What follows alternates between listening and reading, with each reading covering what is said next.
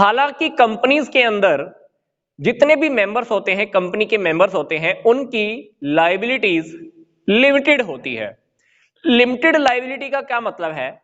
मैंने अगर कंपनी को 2 लाख रुपए देने के लिए बोले हुए हैं तो डेफिनेटली मेरी लायबिलिटी सिर्फ 2 लाख रुपए तक की है।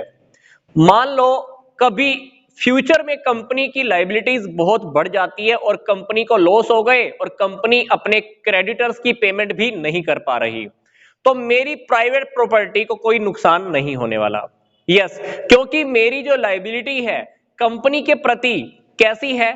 लिमिटेड है। क्योंकि मैंने कंपनी को बोला था कि मेरी लायबिलिटी सिर्फ 2 लाख रुपए तक के लिए है। तो इस केस में अगर कंपनी ने बाहर के लोगों को पैसा देना है तो मेरी प्राइवेट प्रॉपर्टी को कोई हाथ नहीं लगा सकता। पर हम बात कर रहे हैं अनलिमिटेड कंपनी की। अनलिमिटेड कंपनी के केस में क्या होता है? No limit on the liability of its members. Members की जो लायबिलिटी होती है ना, उसकी कोई लिमिट नहीं है।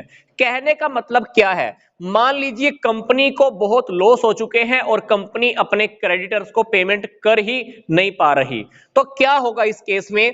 Private property of its members will be used to meet the claims of the creditors.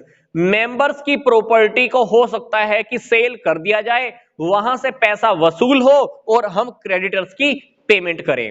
इसीलिए अनलिमिटेड कंपनी के अंदर यह बात फेमस है कि जो मेंबर्स की लायबिलिटी होती है वो अनलिमिटेड होती है, मतलब उसके ऊपर कोई लिमिट नहीं है, क्योंकि मेंबर्स की प्राइवेट प्रॉपर्टी को भी सेल किया जा सकता है।